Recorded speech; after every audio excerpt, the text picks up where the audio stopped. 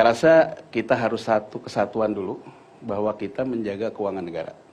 Itu dulu gitu ya. Nah sekarang persoalan window dressing ataupun manipulasi laporan keuangan. Saya sangat mendukung apa yang dikatakan oleh Pak Menteri, tapi jangan tebang pilih. Karena persoalan yang namanya window dressing ini banyak variasinya. Ya. Ini kan berawal dari standar akuntansi sendiri.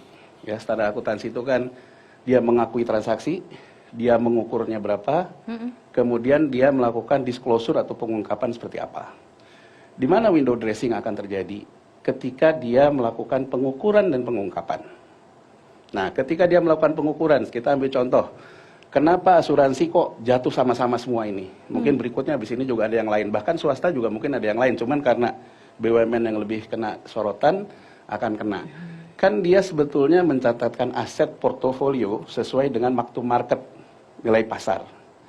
Ketika dia masih punya off marketnya, di luar bursanya dia masih punya lawan yang bisa menggerakkan uang itu, yang muter uang itu, dia pasti akan selalu mark to market tiap akhir tahun.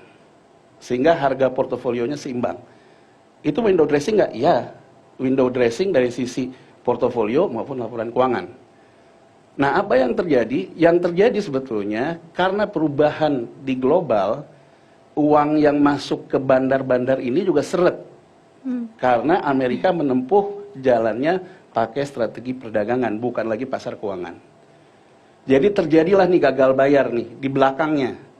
Kalau gagal bayar di belakangnya, jatuh harganya, itu yang orang bilang saham gorengan. Nah, kalau mark to marketnya jatuh, nilai aset jatuh. Itu satu. Kedua, kalau kita lihat kasus Jiwasraya, ada perbedaan pendapat akuntan publiknya di 2018.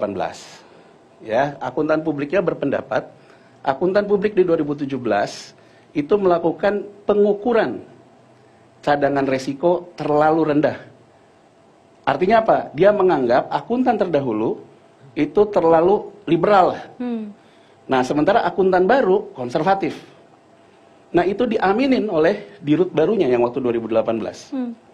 Karena diaminin, terjadilah yang namanya impairment dan restatement.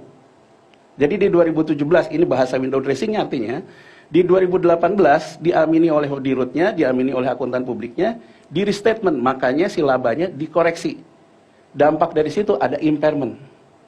Nah, begitu restatement dan impairment dilakukan bersamaan dengan turunnya portofolio saham, dia negatif equity. Negatif equity dan kemudian risk-based capitalnya yang menjadi syarat di asuransi tidak tercapai. Dalam saat bersamaan orang nagih premi, nagih klaim, dia nggak bisa bayar karena kalau dia masih equity-nya nggak negatif, dia masih bisa pinjam ke bank yang tadi Bang Arya bilang, bisa pinjam nerbitin obligasi dan sebagainya.